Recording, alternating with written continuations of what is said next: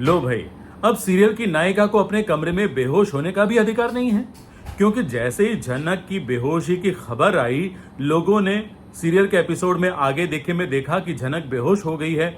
लोगों ने यह कहना शुरू कर दिया कि कहीं झनक मां तो नहीं बनने वाली, कहीं वो प्रेग्नेंट तो नहीं।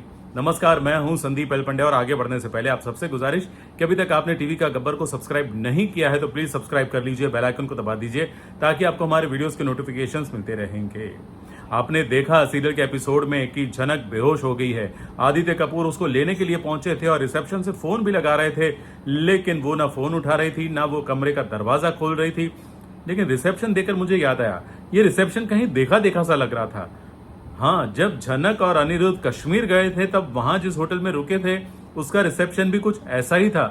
कहीं वो सेम होटल तो नहीं है जहां पर ये अब मुंबई वाला होटल दिखा रहे हैं। खैर, सीरियल में ऐसा होता रहता है, इसे सिनेमैटिक लिबर्टी कहते हैं।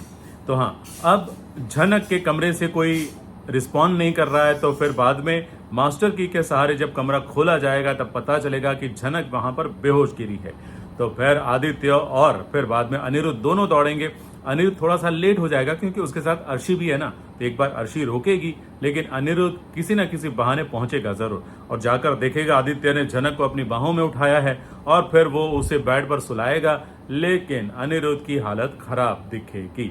यहाँ झनक तो बेहोश है लेकिन अनिरुद्ध की हालत ज्यादा खस्ता है। क्यों? क्योंकि वो आदित्य के साथ झनक को बिल्कुल भी देख नहीं पाता है और आदित्य झनक की मदद कर रहा है, उसके साथ कहीं आ रहा है, जा रहा है, शॉपिंग कर रहा है, पार्टी में गाना गा रहा है। तो ये सब तो उसके बिल्कुल पसंद नहीं है और इसीलिए तो उसने गुरुजी को भी कहा था कि भाई उसे रोकिए, लेकिन गुरुजी ने कहा कि भाई झनक खुद स्वतंत्र है, वो समझदार है, उसको पता है उसको क्या करना है क्या नहीं, और अगर आदित्य उसकी मदद कर भी रहा है तो तुम्हें क्या।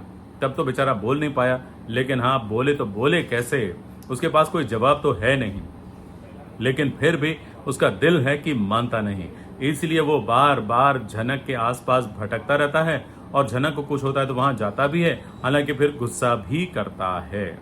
लेकिन हाँ, जो बात झनक की प्रेगनेंसी को लेकर उठी है, हाँ, ये खबर पहले आई थी कि शायद हो सकता है कि झनक की प्रेगनेंसी का ट्रैक आ सकता है, लेकिन अभी तो कोई ऐसी बात नजर नहीं आ रही है। मुझे लगता है कि झनक जो है वो शायद किसी टेंशन के मारे बेहोश हो गई, या फिर थकावट के मारे बेहोश हो गई, या फिर वो वैसे भी कम खाती है तो उसने शायद कुछ खाया नहीं होगा, इसके कारण बेहोश हो गई, या फिर कुछ और बात होगी। लेकिन प्रेगनेंसी वाली बात, लेकिन कुछ कह नहीं सकते। सीरियल में कभी भी कुछ भी हो सकता है। हो सकता है कि कश्मीर वाली होटल की बातें याद आ गई हो झनक को और अब जाकर उसको रियलाइज हुआ हो कि ओ माय गॉड, ये तो गड़बड़ हो गई। तो शायद अब पता नहीं सीरियल में क्या हो क्या नहीं, कुछ नहीं कह सकते। आपको क्या लगता है झनक की बेहोशी की वजह असली क्या होगी? हमें लिखकर जरूर बताएं।